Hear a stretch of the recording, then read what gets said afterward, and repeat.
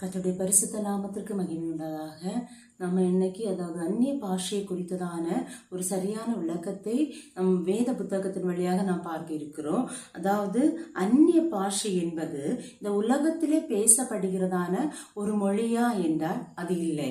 ஏன் சொன்னால் 1 கொரிந்தியர் 14ஆம் அதிகாரம் 2ஆம் வசனத்திலே அங்கே சொல்லப்படுகிறது, ஏனெனில் அந்நிய பாஷையில் பேசுகிறவன் ஆவியினாலே ரகசியங்களை பேசினாலும் அவன் பேசுகிறதை ஒருவனும் அறியாதிருக்கிறபடியினாலே அவன் மனுஷரிடத்தில் பேசாமல் தேவனிடத்தில் பேசுகிறான். அப்ப அந்நிய பாஷையில் பேசுகிறது அந்த உலகத்தில் இருக்கிற ஒருவனும் என்ன செய்யல, அறிந்து கொள்ளவில்லை என்று சொல்லப்படுகிறது. ஆகையால் அவன் மனுஷனிடத்துல பேசவில்லை, தேவனிடத்தில் பேசுகிறான் என்று சொல்லி வேத வசனமே நமக்கு இங்கே தெளிவாக காண்பிக்கிறது. இன்னும் நாம் பார்ப்போம் என்றால் இந்த அந்நிய பாஷை என்பது என்ன என்று சொல்லி நாம் பார்ப்போம் என்றால் 1 கொரிந்தியர் 12ஆம் அதிகாரம் 10வது வசனத்தில் அந்த கடைசி பகுதிகளில் சொல்லப்படுகிறது, ஒருவனுக்கு பற்பல பாஷைகளை பேசுதலும் வேறனுக்கு பாஷைகளை வியாக்கியானம் பண்ணுதலும் அளிக்கப்படுகிறது. அப்போ பற்பல பாஷையாகி அந்த அந்நிய பாஷை பேசுகிறவன் அடுத்தவங்களுக்கு புரியாத இருக்கிறபடினாலதான் வியாக்கியான வரமும் என்ன செய்யப்படுகிறது, பரிசுத்த ஆவியினாலே கொடுக்கப்படுகிறது என்பதை நம்ம தெளிவாக வாசிக்க முடிகிறது வேதத்திலே. இன்னும் நாம் பார்ப்போம் என்று சொன்னால் 1 கொரிந்தியர் 14ஆம் அதிகாரம் 4ஆம் வசனத்திலே நாம் வாசிக்கும் போது, அந்நிய பாஷையில் பேசுகிறவன் தனக்கே பக்தி விருத்தி உண்டாக பேசுகிறான், தீர்க்க தரிசனம் சொல்லுகிறவனோ சபைக்கு பக்தி விருத்தி உண்டாக பேசுகிறான். அப்ப அந்நிய பாஷையில் பேசுகிறவன் சபைக்கு பக்தி விருத்தி உண்டாக அல்ல பேசுகிறது, அவன் தனக்கு தானே தன்னுடைய வாழ்க்கையில கர்த்தரோடு அதிகமாக கிட்டி சேரும்படியாகவும் தன்னுடைய வாழ்க்கையின் ரகசியங்களை கர்த்தரிடத்தில் சொல்லும்படியாகவும் தனக்கு தானே கர்த்தர் கொடுக்கப்பட்டதான ஒரு வரம் தான் இந்த அந்நிய பாஷை என்று சொல்லி நாம் வேதத்திலிருந்து புரிந்து கொள்ள முடியும். ஆனா சூழ்நிலைக்கு ஏற்ப கர்த்தரின் செய்வா சில வேளைகள்ல அந்நிய மொழியில என்ன செய்வா, ஜனங்களோடு பேசுவா. ஏன்னு சொன்னா நம்ம இப்பொழுது தமிழ் பேசுகிற இடத்துல நம்ம தமிழ் பேசி கொண்டிருக்கிறோம். அப்ப பரிசுத்த ஆவியினால அந்நிய பாஷை தமிழ் மொழியில பேசப்படும் போது அவர்கள் எப்படி இதை அந்நிய பாஷை என்று ஏற்றுக்கொள்ள முடியுமா? ஏற்றுக்கொள்ள முடியாது. ஆகவேதான் நம்ம என்ன செய்கிறோம், நமக்கு தாமே பக்தி விருத்தி உண்டாக என்ன செய்கிறோம், அந்நிய பாஷைகளை பேசுகிறோம். இன்றைக்கு அநேக பேர் சொல்கிறது உண்டு, உலகத்திலே பேசப்படுகிற ஒரு மொழியை தான் என்ன செய்தார்கள், அந்நிய பாஷையாக பேசினார்கள் என்று.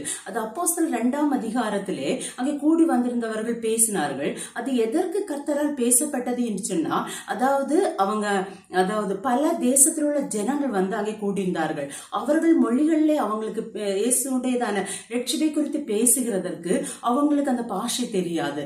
ஆகவே கர்த்தரின் செய்தா அந்த அந்நிய பாஷை மூலமாக அவர்களோடு பேசினார். அதே போலதான் இந்த நாட்களிலும் நம்ம மொழி தெரியாத ஒரு இடத்திலே நாம் போகிறோம் என்று சொன்னா, அந்த இடத்திலே அவங்களோடு நமக்கு பாஷை தெரியாதவங்களோடு நாம் பேச வேண்டும் என்று சொன்னா அந்த பரிசுத்த ஆவியானவர் மூலம் என்ன செய்ய முடியும், நாம நம்மை கொண்டு கர்த்தர் செய்வோம் அவங்களோடு அவர்களுடைய மொழிகளை பேசுறதுக்கு கர்த்தர் வல்லமையுள்ள தேவன்.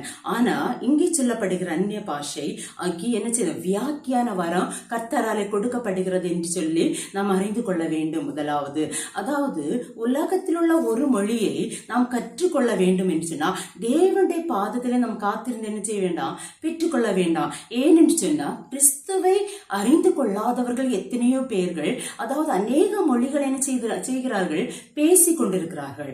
அவர்கள் அந்த மொழியை பேசுகிறதுனால அவங்களுக்குள்ள ஒரு பக்தி விருத்தி உண்டாகிறதா என்று நாம் பார்ப்போம் என்று சொன்னால் இல்லை. தேவனோட ரகசியங்களை அந்த மொழி மூலமாக கிறிஸ்துவை அறியாதவர் பேசுகிறார்களா? இல்லை. அப்போ உலகத்தின் மொழியை கிறிஸ்துவை ஏற்றுக்கொள்ளாதவர்கள் என்ன செய்கிறார்கள், அநேக மொழிகளை பேசி கொண்டிருக்கிறார்கள். ஆகவே நம்ம இங்கே பார்க்கிறதான அந்நிய பாஷை அந்த மொழி அல்ல என்பதை என்ன செய்ய முடியும், நம்ம அறிந்து கொள்ள முடியும். இன்னும் பார்க்கும்போது பவுல் சொல்லும்போது, உங்கள் எல்லாரிலும் நான் அதிகமாய் பாஷைகளை பேசுகிறவன், இதற்காக என் தேவனை ஸ்தோத்திரிக்கிறேன் சொல்கிறார். அப்போ அப்போஸ்தலர் பவுல் என்ன செய்கிறார், அந்நிய பாஷையில தான் என்ன செய்தார், கர்த்தரிடத்துல அதிகமாய் பேசுகிறேன் என்று சொல்லி அங்கே சொல்லுகிறார். அப்போஸ்தலர் பவுல் இந்த கொரிந்து சபையில அந்நிய பாஷையை குறித்ததான விளக்கத்தை சொல்வதற்கு காரணம் என்ன என்று சொன்னால், அதாவது 1 கொரிந்தியர் 14ஆம் அதிகாரம் 26ஆம் வசனத்திலே அங்கே சொல்லப்படுகிறது. அதாவது அங்க இந்த விசுவாசிகள் அங்க கூடி வந்திருக்கும் போது ஒருவன் சங்கீதம் பாடுகிறான், ஒருவன் போதகம் பண்ணுகிறான், ஒருவன் அந்நிய பாஷையை பேசுகிறான், ஒருவன் ரகசியத்தை வெளிப்படுத்துகிறான், ஒருவன் வியாக்கியானம் பண்ணுகிறான்.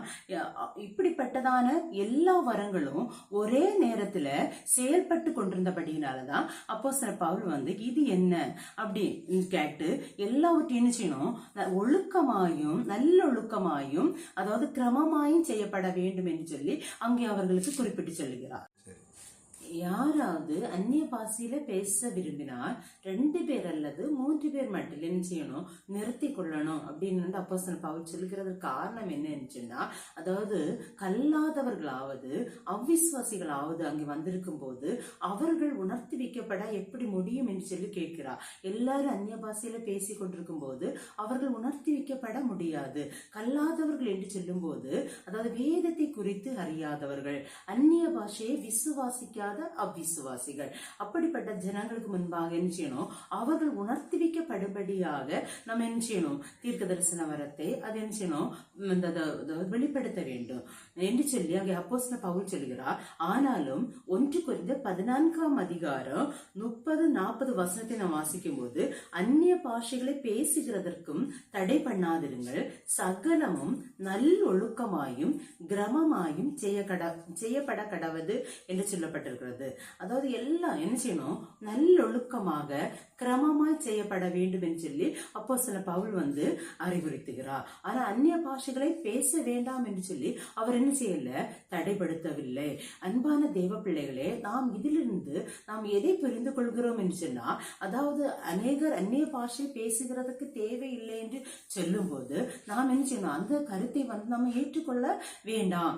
ஏன்னா கர்த்தர் நமக்கு பரிசுத்த ஆவியை தந்திருக்கிறார் என்பதையும், கர்த்தருடைய பரிசுத்த ஆவியினாலதான் அந்நிய பாஷைகளை நாம் பேசுகிறோம் என்பதையும் நம்ம எப்படி புரிந்து கொள்ளலாம் என்று சொன்னால், அதாவது நாம் அந்நிய பாஷைகளை கர்த்தரிடத்தில் அதிகமாய் பேசி கர்த்தரை துதிக்கும் போது நமக்குள்ள ஒரு மாற்றம் ஏற்படும். நம்முடைய தேவ அன்பெஞ்சியும் நம்முடைய உள்ளத்தை நிரப்பும். நாம் அதிகமாக கர்த்தரை ஆராதிப்பதற்கும், கர்த்தருக்கு ஏற்றவைகளை நாம் சிந்திப்பதற்கும், கர்த்தருக்கு ஏற்றவைகளை நாம் செய்யும்படியான கிருபை என்ன செய்யும், அதிகமாக நம்முடைய வாழ்க்கையில நாம் பெற்றுக்கொள்ள முடியும். அதுதான் கர்த்தரிடத்திலிருந்து வந்ததான அந்த வரத்தினுடைய அடையாளமாய் காணப்படுகிறது.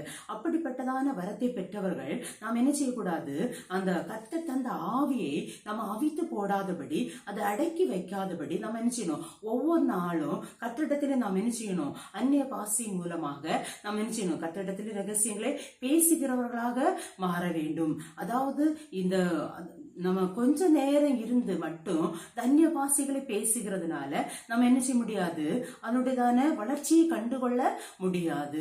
ஆனா அதிகமான நேரம் நாம் கர்த்தரிடத்துல காத்திருந்து அந்த அந்நிய பாஷை மூலமாக கர்த்தரிடத்துல ஜெபிப்பதன் மூலமாக நம்ம என்ன செய்ய முடியும், நம்முடைய ஆவிக்கிற வாழ்க்கையில மிகுந்த ஒரு பெரிய மாற்றத்தை என்ன செய்ய முடியும், கண்டுகொள்ள முடியும் என்கிறதுல எந்தவித சந்தேகம் இல்லை.